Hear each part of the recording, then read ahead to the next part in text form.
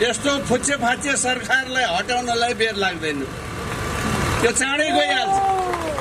यो झेली जाली फुच्चे फाच्चे सरकार हो। हाम्रो छिमेकी मुलुकको एउटा परराष्ट्र सचिव नेपाल आउनुभएछ।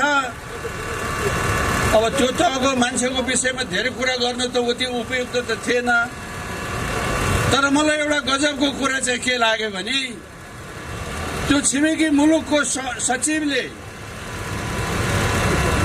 पृथ्वीनारायण शाहले, बडा महाराज धिराज पृथ्वीनारायण शाहले एकीकरण गरेको मुलुकमा पाइला टेक्न पाउँदा म धन्य भएँ भनेर बोलेर जानुभयो। पृथ्वीनारायण शाहका शालिग तोड्ने चण्डालहरूलाई यहाँभन्दा ठुलो थप्पड केले हाल्नु पर्यो र? यी लफङ्गा त कस्ता भयो भने एसियामै नभएको एउटा पोलको पुल कर्णाली अञ्चलमा बनेर ठिक्क पिच गरी सिद्धिया थियो। व्यवस्थाको परिवर्तन भयो, शिलापत्रमा नाम लेखेर उद्घाटन गर्न दौड्यो एउटा फटा प्रधानमन्त्री।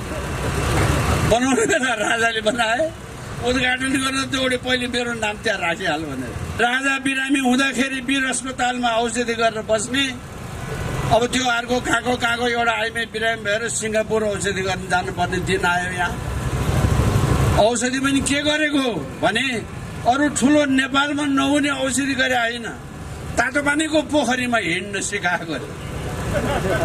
तातो पानीमा हिँड्नलाई सिङ्गापुर जाने हाम्रो नेताको श्रीमतीहरू यस्ता छन्। सीमा हुन्छ बेइमानीको पनि, राष्ट्रिय सम्पत्तिमाथिको लुटको पनि सीमा हुन्छ। कति खप्ने नेपाली जनताले, अब नेपाली जनताले यहाँभन्दा बढी खप्ने अवस्था छैन। अब म विनम्रतापूर्वक सबैभन्दा पहिले पत्रकार साथीहरूलाई मेरो अनुहार बरु नआए पनि नआओस्, कृपया यो अगाडि खोलिदिनु पर्यो। स्ट्यान्डवाला माइक के अरे क्यामेरा छ, साथीहरू बसिदिनु भयो भने क्यामेरा मात्रै उभिन्छ, ठिकै हुन्छ। अब क्यामेराको साथसाथमा आफू पनि उभिनु भयो भने चाहिँ अरूलाई बाधा पर्यो। म उहाँ बसुन्जेल मलाई बाधा पर्यो, अब आफू यहाँ आएर फेरि अरूलाई बाधा पार्नु त भएन नि। कृपया यहाँहरूले पनि त्यति अनुरोध मानिदिनुहोस्। अगाडि बस्नुभएको पत्रकार महोदय, यहाँ हेलमेट लाउने पत्रकार महोदय, यता सर्दिनुहोस्। मेरो अनुहार नआएर केही बिग्रिँदैन। देशमा संवैधानिक राजतन्त्र आउनु पर्यो, त्यति हो। मेरो अनुहारको उति अर्थ छैन। म सबैभन्दा पहिले काठमाडौँ उपत्यकाको ललितपुर, भक्तपुर र काठमाडौँको राष्ट्रिय शक्ति नेपालका जिल्ला समितिका साथीहरूलाई मुरी धन्यवाद ज्ञापन गर्न चाहन्छु। तपाईहरूको यो उत्साह र आँटले आज हामीहरू यहाँ यसरी जम्मा भएका छौँ। मेरो अनुरोधलाई स्वीकार गरेर मेरा 4 जना परम मित्रहरू, हरेक मित्रसँग मेरो जीवनको अनौठा प्रकारको संगत र अनुभव छ। उहाँहरू एक वचनको अनुरोधमा यहाँ आइदिनु भयो, यो सभालाई सम्बोधन गरिदिनु भयो। आफ्ना विचार उत्तेजक यति राम्रा विचारहरू राखिदिनु भयो। म एकपटक राष्ट्रिय शक्ति नेपालकै तर्फबाट, मेरो व्यक्तिगत तर्फबाट र उपत्यका समन्वय समिति सिंगै काठमाडौँ, ललितपुर र भक्तपुरको तर्फबाट मुरी धन्यवाद ज्ञापन गर्न चाहन्छु। मैले उमेरले भाइ भए पनि ज्ञानले, तपस्याले गुरु हुनुभएका श्रीनिवासाचार्यलाई पनि अनुरोध गरे, धर्म हराएको धार्मिक गुरुको कारणले होइन, धर्म हराएको राजनीतिको कारणले हो। यो फर्काउने काम पनि राजनीतिले नै गर्नुपर्छ। कृपया राजनीति सफल भइसकेपछि, नेपाल हिन्दू राष्ट्र भइसकेपछि गुरुहरू फेरि कुटीतिर पाल्नु होला, राजनीति नगर्नु होला। यो अलिकति फोहोरी खेल पनि छ। गुरुहरूले धेरै फोहोरी खेल खेल्नु हुँदैन। तर त्यो नआउन्जेल त्यो फर्केर नआउन्जेल नेपालका मै हुँ भन्ने गुरुहरूले, वरिष्ठतम गुरुहरूले एकपटक सडकमा उत्रेर साथ दिन पर्यो। आम 94% ओमकार परिवारका गुरुजनहरूले, बुद्धका गुरुजनहरूले, किराँत वंशका किराँत प्रदेशका गुरुजनहरूले सबैले एकपटक साथ दिनुभयो भने यसरी नै अहिले युवाहरूले मुलुकभरि उठाएको जस्तै अभियानमा र अहिले हामीले गरेको काममा यस्तो अभूतपूर्व साथ दिने हो भने यस्तो फुच्चे फाच्चे सरकारलाई हटाउनलाई बेर लाग्दैन, त्यो चाँडै गइहाल्छ। यो झेली जाली फुच्चे फाच्चे सरकार हो। जाल र झेल सफल हुन्जेल मात्रै हुने कुरा हो। हामीले यो अभियान सञ्चालन गरेको जम्मा 1 वर्ष जति मात्रै हो। हामीलाई विभिन्न सङ्घ संस्थाले, व्यक्तिले र दलहरूले समेत साथ सहयोग दिनुभएको छ। म तपाईहरुलाई यहाँ आज 2टा युवाको परिचय पनि गराउन चाहन्छु। एउटा गुरु गोरखनाथका भक्तहरूको समाजको अध्यक्ष यहाँ किशोर गुरुङ भन्ने हुनुहुन्छ। यहाँ हुनुहुन्छ कतैतिर किशोर गुरुङजी, ल उठ्दिनुहोस्। उहाँहरूको संस्थासँग हामीहरूको एकबद्धताको सहमति छ। राष्ट्रिय सरोकार मञ्च भएर युवाहरूले देशभरि संगठन गरेर हिँड्नु भएको हाम्रो सोमसिंहजी हुनुहुन्छ। कहाँ हुनुहुन्छ सोमसिंहजी? यहाँ हुनुहुन्छ। एकताले तपाईँ त धेरै टाढा हुनुभयो, यहाँ आइदिनु पर्यो अनुहार देखाउनुलाई। यस्तै युवा जमातले अहिले यो देशभरि, यहाँ सोमसिंहजीलाई मैले खालि अनुहार परिचय गराउनु पनि, आज हामी यहाँ जसरी उपस्थित भएका छौँ त्यसका पछाडिका साँचोहरू त्यसै उपस्थित भएको छैन। त्यसका पछाडि अनगिन्ती बन्दोबस्तहरू भएको छ। यी बन्दोबस्तका महारथी हुन् यिनीहरू। मैले त्यसो भएर हामी यो अभियानका साथी मात्र होइन, अरू यस्ता थुप्रै साथीहरू, विश्व हिन्दू महासङ्घसँग हामीहरूको सल्लाह र सहमति भएको छ। अब नेपाली कांग्रेसका विपिन कोइरालाजी जस्तो नेता साँच्चै भन्नुहुन्छ भने उहाँ त्यस्तो भएरै दुःख पाउनु भएको। अब केशर बहादुरले बोलाएको ठाउँमा भाषण गर्न आउने मान्छे भनेपछि बुझ्नुहोस् न तपाईँ। केशर बहादुरले बोलाएको ठाउँमा भाषण गर्न गइस् भने खबरदार भनेर अहिले म आउँदा आउँदै ललितपुरको पुलचोकमा जम्मा भएका मान्छे भन्दा 2 दोबर प्रहरी राखेर यहाँ एकछिन उभिनु भयो भने खबरदार भनेर हाम्रा साथीहरूलाई लकटेर पठाए। उहाँ पश्चिमदेखि काँकादेखि आएको साथीहरू उहाँ थानकोटमा अड्केकै छन् अझै पनि। यही 10,000ले पहिला टेके, अरू कयौं मान्छे बाहिर अड्किएका छन्। त्यस्तो सभामा न मान्छे, कु मान्छे, पञ्च भने त मान्छे नै होइन, पञ्च जतिले कति दुःख पाए भनेर कुरा गरेर साध्य छैन। त्यो म आज भन्दिनँ। त्यस्तोले बोलाएको ठाउँमा समेत लो म आउँछु भनेर आउने ताकतको कांग्रेसी नेतालाई मेरो 1000 सलाम छ। अब यहीँ बसेर आफ्नै नेतालाई त्यस्तो भन्नेलाई अब कसले के दिन्छ त्यहाँ? उहाँ त अब बुढो भएर सिद्धिने मात्रै हो। मैले अघि एउटा साथीले भन्नुभयो जस्तै मरिसकेपछि एउटा रुख रोपिदिने वचन गर्ने हो भने उहाँ मरेपछि एउटा रुख म रोपिदिन्छु। म उहाँभन्दा ढिला भयो भने, म चाँडो भयो भने चाहिँ तपाईँले रोप्नु होला है भनेर मैले भनेको छु। अर्थात् हामीहरूको बिचमा यो सम्बन्ध छ। हामी सँगै पढेका परम साथी हौँ। श्री शमशेर धेरै बैठकमा छलफल गर्यौं। ए भाइ यो बाहिर सडकमा जाउँ न भन्ने उहाँले अघि भनिसक्नुभयो। उहाँको त्यस्तो सल्लाह पनि आजको दिन परिणत हुनुमा ठूलो औचित्य राखेको छ। यसको कारण छ मैले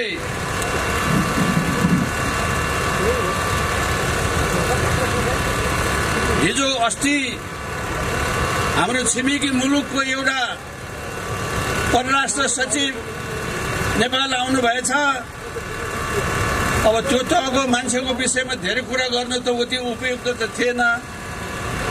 तर मलाई एउटा गजबको कुरा चाहिँ के लाग्यो भने त्यो छिमेकी मुलुकको सचिवले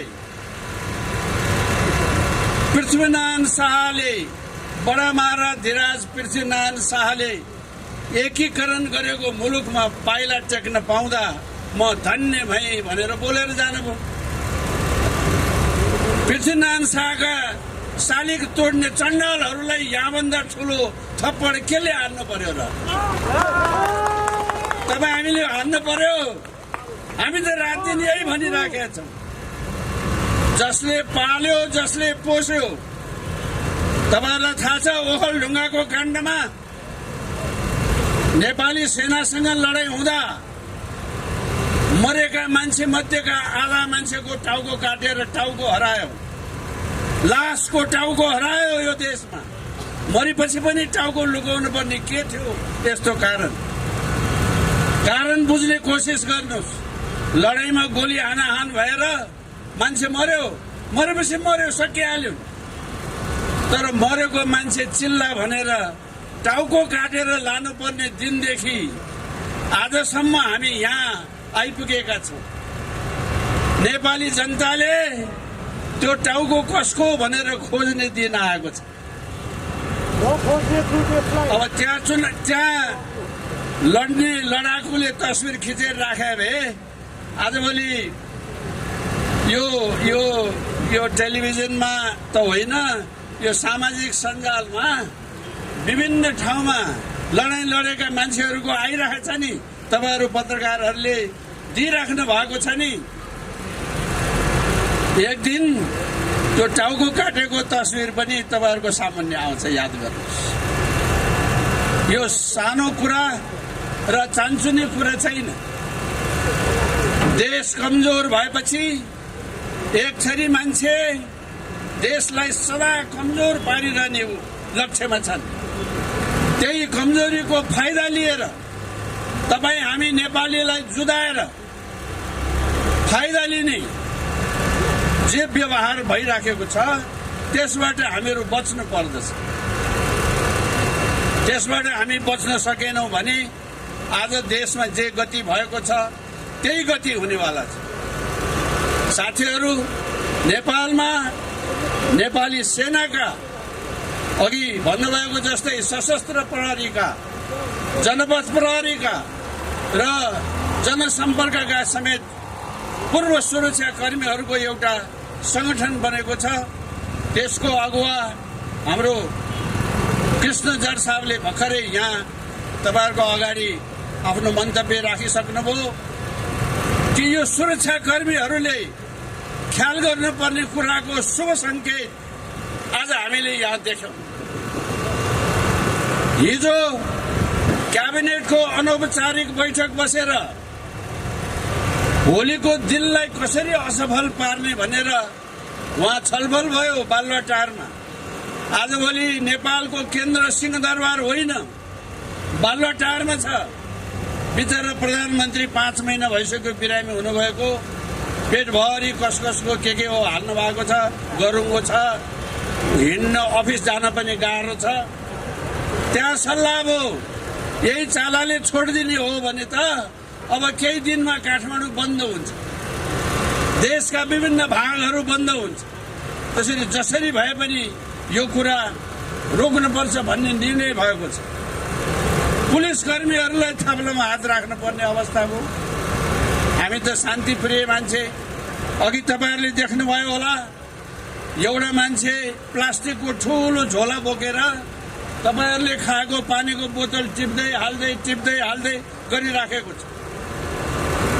हामी एउटा सानो से सानो कुरामा पनि ख्याल गर्ने जिम्मेवार मान्छे हौ। ढुङ्गा हिर्काएर हिँड्ने भाग्ने मान्छे होइन। त हामीलाई के भनेर लखट्ने?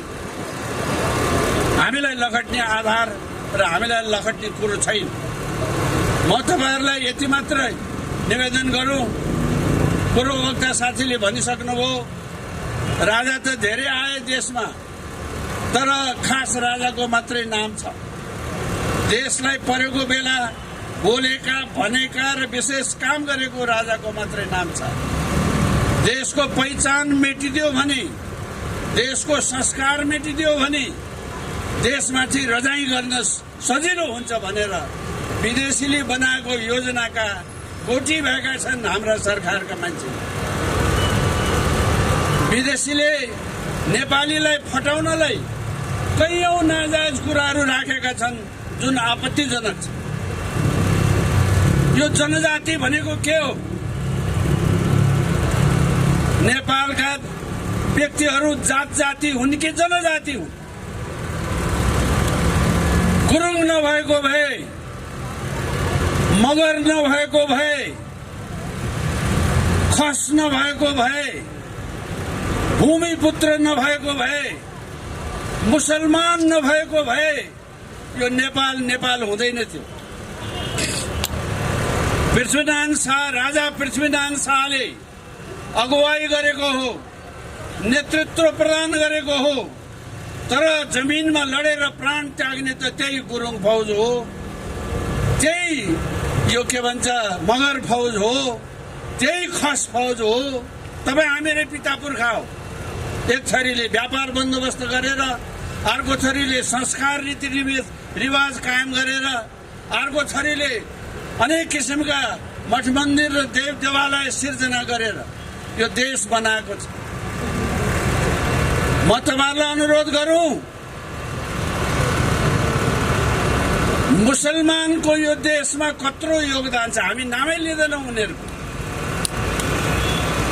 पृथ्वीनारायण शाहको फौजको हतियारको बन्दोबस्त गर्ने मान्छे, हतियारको मर्मत गर्ने मान्छे, हतियारको सुधार समार गर्ने मुसलमान जति मात्रै।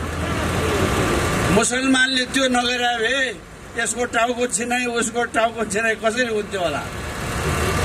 मुसलमान नभएको भए यो नेपाल हुँदैन थियो। हामीले मुसलमानलाई धन्यवाद भन्नुपर्छ। नेवार नभएदेखि यो देशको कला संस्कृति हुँदैन थियो। नेवारलाई राज्य तिम्रै नाममा गरिदिन्छु भनेर झुक्क्याउँदा झुक्क्याउँदा झुक्क्याउँदा हो भनेर नेवारले पत्याए। अकस्मात इन्द्र जात्रामाथि हमला भएपछि लौ बर्बाद, हाम्रो इन्द्र जात्रा पो खाइदिन लाग्यो भनेर काठमाडौँका नेवार जातिहरूले, नेवार दाजुभाइ दिदीबहिनीले नोल बोकेर काउवा भनेपछि यी भागाभाग भएका हो। नत्र यो इन्द्र जात्रा सिद्धिसकेको थियो। परापूर्व कालदेखि चलिआएको मच्छिन्द्रको रथ नेवारले नतानेको भए, तानेर अलिकति भए पनि यो आजसम्म देशमा अनिष्ट भइसक्छ। राष्ट्रपतिले भोटो हेर्ने भनेको त्यहाँ के देखाउँछ त्यो हेर्ने कुरा मात्रै होइन। राजाले हेर्ने भनेको, राजाले खड्ग साट्ने भनेको यो देशको भूमिको पुत्रको यो के भन्छ पूजा गर्ने एक चिज। त्यस्तो नेवारलाई यत्रो परिवर्तन पछाडि के दिए त भन्दाखेरि नेवार राज्य कागजमा बनाइदिए, त्यसको राष्ट्रपति चाहिँ झक्कु प्रसाद सुवेदीलाई बनाइदिए। खोइ नेवार छैन। राजाका पालामा नेवार समुदायको जति इज्जत, जति मर्यादा, जति सेवा र माथिल्लो स्तरको बन्दोबस्त जति थियो, आज नेवार राज्यको हाकिम चाहिँ नि झक्कु प्रसाद सुवेदीको। यसले ल्याएको परिवर्तन त्यही हो। मगरको कुरा त्यही हो, थारूको कुरा त्यही हो, भूमिपुत्रको कुरा त्यही हो। त्यसो भएको हुनाले किन चाहियो परिवर्तन? अघि एउटा क्यामेराले टेलिभिजनको भाइले मलाई सोध्नुभयो, सबै राम्रै त भइरहेछ नि, किन चाहियो? जानुहोस् एकताली जनजातिको कति आँसु झरेको छ त्यो हेरेर आउनुहोस् अनि मलाई प्रश्न गर्नुहोस्। आज देशभरिको मधेसवादी साथीभाइहरू, नेपाली भूमिका पुत्रहरू कति रोइरहेका छन्, जानुहोस् एकपटक हेर्नुहोस् अनि त्यस पछाडि मलाई प्रश्न गर्नुहोस्। यहाँ एउटा जाति वर्गको मात्रै कुरा होइन। मेचीदेखि महाकालीसम्म काला गोरा राता पहेँला सेता विभिन्न भाषाभाषी विभिन्न संस्कृति मूल्य मान्यताका यी तमाम नेपालीलाई फूलको मालासरी उनेर राख्ने ताकतको यो विद्यादेवी हो, यो रामवरण हो, वा भोलि आउने कुन वरण हो त्यो हो। राज संस्थाले देखि बाहेक अर्कोले यो काम गर्न सक्दैन। राजा भन्ने कुरा त हेर्नुहोस्, संसारभरि बेला बखतमा राजाहरू हटेका छन्। हटेका राजा कि भागेका छन् कि राजाहरू मारिएका छन्। भाग्दाखेरि देशका ठुल्ठुला धनका पोका लिएर पनि हिँडेका छन्। मेरो 240 वर्षदेखिको पिता पुर्खाको जिम्मेवारी यो नासो मैले असल गरौँ भनेर लिएको हो। तपाईहरुले चित्त बुझेन, फिर्ता लानुस् भनेर खुरुक्क शासन व्यवस्था फिर्ता गरेर आफू नागार्जुनको जंगलमा बस्न जाने राजा दुनियाँमा कहीँ खोजेर पाइँदैन। यो सानो कुरा होइन। एकछिन कसैलाई मन पर्यो होला, रमाइलो लाग्यो होला, रिस उठ्यो होला, त्यो अर्को कुरा हो। यो सानो कुरा होइन। आफ्नो मुलुकमा एक ठाउँबाट अर्को ठाउँमा जानलाई विदेशी मुलुक भएर जानुपर्ने हाम्रो देश अस्तिसम्म कालापानी लिपुलेख लिम्पियाधुराको कथा यही हो। सेनाले भर्खर कुटो कोदालो गरेर हाम्रोपट्टि हिँड्ने घोरेटो बनाइरहेछ। भर्खर अर्काको भूमि भएर जानुपर्ने नेपालीले ज्यादा धाक लाउन मिल्दैन। आफ्नो स्वाभिमानको रक्षा गर्नलाई मुठीदानको सहयोग मागेर मेची महाकाली जोड्ने अरू कोही छ यो देशमा भने त्यो राजा हो। यी लफङ्गा त कस्ता भयो भने एसियामै नभएको एउटा पोलको पुल कर्णाली अञ्चलमा बनेर ठिक्क पिच गरी सिद्धिएको थियो। व्यवस्थाको परिवर्तन भयो, शिलापत्रमा नाम लेखेर उद्घाटन गर्न दौड्यो एउटा फटा प्रधानमन्त्री। बनाउने बेला राजाले बनाए, उद्घाटन गर्न दौड्यो, पहिले मेरो नाम त्यहाँ राखिहाल्नु भनेर। यो भविष्यको सन्तानलाई झुक्क्याउने कुरा, यस्तो झुक्क्याएर हुँदैन। आफ्नो देशमा 50, 60, 70 का उमेरका दाजुभाइहरू यहाँ हुनुहुन्छ भने सम्झनुहोस्, आफ्नो देशमा आफ्नो रुपियाँ नचल्ने देश हो। नेपालमा नेपाली रुपियाँ चल्दैन थियो, याद गर्नुहोस् दाजुभाइ दिदीभाइ। आफ्नो मुलुकमा राष्ट्र बैंक खडा गरेर आफ्नो रुपियाँ चलाउने राजा भएको देश पो त। रित्तै गाली गरेर केही पनि हुँदैन। राजा बिरामी हुँदाखेरि वीर अस्पतालमा औषधि गरेर बस्ने, अब त्यो अर्को कहाँको एउटा आइमे बिरामी भएर सिङ्गापुर औषधि गर्न जानुपर्ने दिन आयो। यहाँ औषधि पनि के गरेको भने अरू ठुलो नेपालमा नहुने औषधि गरे होइन, तातो पानीको पोखरीमा हिँड्न सिकाएको रे। तातो पानीमा हिँड्नलाई सिङ्गापुर जाने हाम्रो नेताको श्रीमतीहरू यस्ता छन्। यति भनेपछि बुझ्नुभयो, एउटा सीमा हुन्छ बेइमानीको पनि, राष्ट्रिय सम्पत्ति माथिको लुटको पनि सीमा हुन्छ। कति खप्ने नेपाली जनताले। अब नेपाली जनताले यहाँभन्दा बढी खप्ने अवस्था छैन। बाध्यता त कस्तो हुन्छ भने हेर्नुहोस्, म फेरि हाम्रो यहाँ विपिनजी हुनुहुन्छ, उहाँलाई देखेर सम्झे एउटा कुरा। म शिक्षा मन्त्री, उहाँ जेलमा, दक्खु जेलमा। अघि भनिसक्नुभयो म हरेक राजापाला जेल गएको भनेर। म शिक्षा मन्त्री, अब व्यक्तिगत रूपमा हामी साथी यस्ता यी देखिहाल्नुभयो। अब यो जेल परेर जति काङ्ग्रेसीले उहाँले जेलमा पढाउने हेर्नुहोस्। त्यो मलाई पिर के पर्यो भने जेलै हाले पनि फेरि उसले पढाएर ठिक्क पारेर बाहिर पठाइदिन्छ। अब यो त फसाद हो नि। जेल नहालौँ, बाहिर बसेर आराम गर्छ। जेल हालौँ, उहाँ बसेर आफ्नै साथीले सिकाएर पठाउँछ। यो त बडा फसाद हो।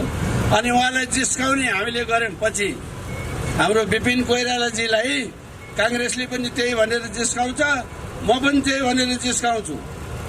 Mister Bipin Koirala vice chancellor of the Yale university भनेर हामी उहाँलाई त्यसरी जिस्काउँछौँ। जेलमा बसेको छ, मान्छेले हराएको छ, सिकाएको छ, पठाएको छ, आइरहेको। तर राजनीतिक जीवन चाहिँ हाम्रो यस्तो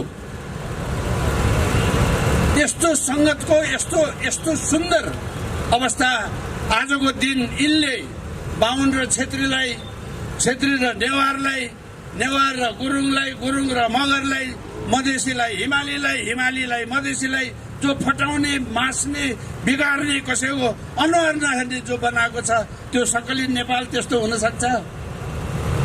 हुँदैन। यो नेपाल सबै नेपालीको नेपाल हो। यो पूर्वीय दर्शन र सिद्धान्तमा जग भएको देश हो। पूर्वीय दर्शन भने कस्तो भने छिमेकी देशको प्रधानमन्त्री हुनुहुन्छ आदरणीय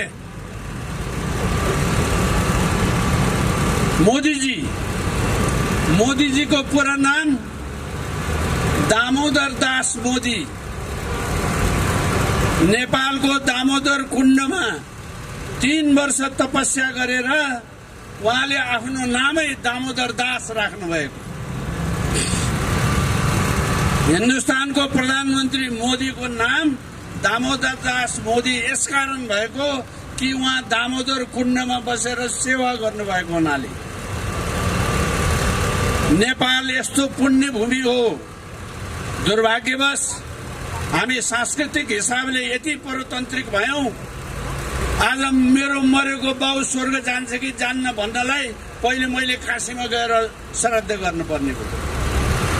काशीमा श्राद्ध गरेपछि चाहिँ बाउ स्वर्ग जाने। काशीमा श्राद्ध नगरे बाउ त बिचैमा हल्लिरहने। यो हाम्रो संस्कार यही हो, हाम्रो संस्कृति यही हो। मुक्तिनाथमा श्राद्ध गरेर बाउ स्वर्ग जाने किन नहुने? दामोदर दासको त मैले कुरा बताएँ तपाईँलाई। आफ्नै हिरा नचिन्ने मान्छे भयौँ हामीहरू। मैले उदाहरणको लागि भनेको नजानी मान्छेलाई फस्ने सांस्कृतिक हिसाबले हामी सिद्धिसकेको देश। नेपालका देउतालाई नरिवल मनपर्छ भनेर कसले भन्यो? जुन देशमा नरिवल फल्दैन, नरिवल नचढाइकन नेपाली देउता खुसी हुँदैन। यो के भएको? यो नरिवल चढा यहाँ गुरु हुनुहुन्छ, पछि छलफल गरौँला।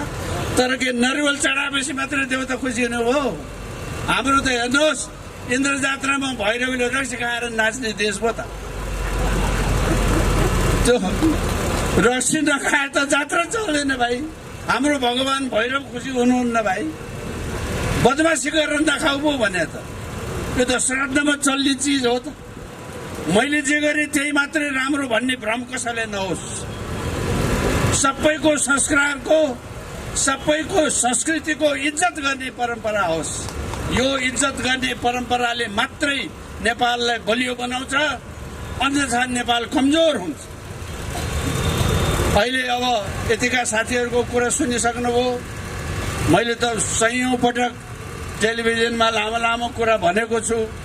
फुर्सद हुने साथीहरूले त्यहाँ पनि सुन्नुभएकै होला। पुनः एकपटक टाढा फर्किनुपर्ने साथीहरू पनि हुनुहुन्छ।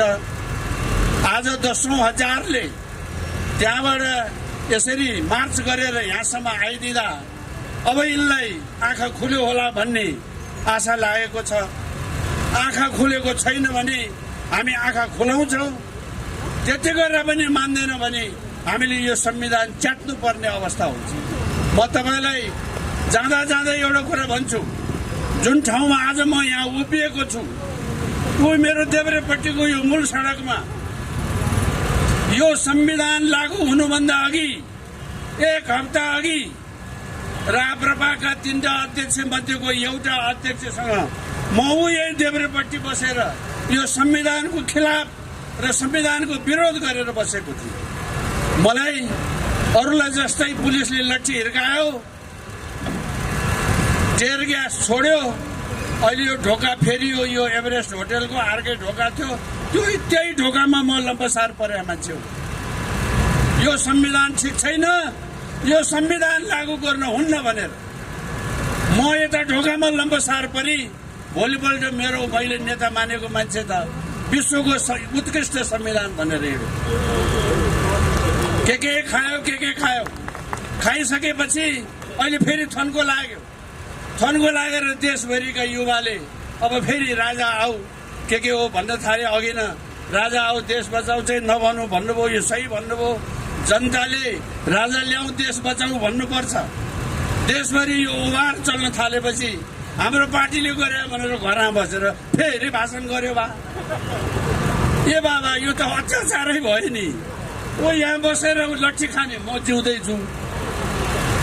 लट्ठी खाएको भोलिपल्ट उत्कृष्ट संविधान भनेर मन्त्री खाएको उप प्रधानमन्त्री खाएको ऊ पनि जिउँदैछ। अहिले उप प्रधानमन्त्री पद सक्यो, जनताले राजा खोजे, यो मैले गराएको भन्न पनि फेरि उही पहिले आएको छ। अब यस्तो संसार छ यहाँ नेपाली राजनीतिमा, यस्तो संसार छ नेपाली राजनीतिमा। त्यसो भएको हुनाले सारा मान्छेले यो कुरा बुझिसके है।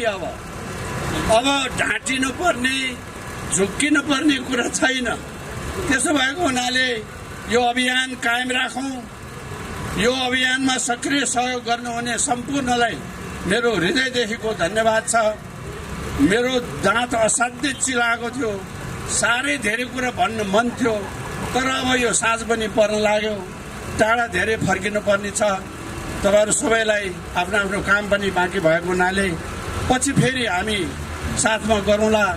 एकपटक फेरि आज हाम्रो आग्रहलाई स्वीकार गरेर म सम्पूर्ण राष्ट्रिय शक्ति नेपालका नेतागणको तर्फबाट हाम्रा 4 जना अतिथि र गुरुलाई मुरी मुरी धन्यवाद दिँदै बिदा हुन चाहन्छु। धेरै धन्यवाद।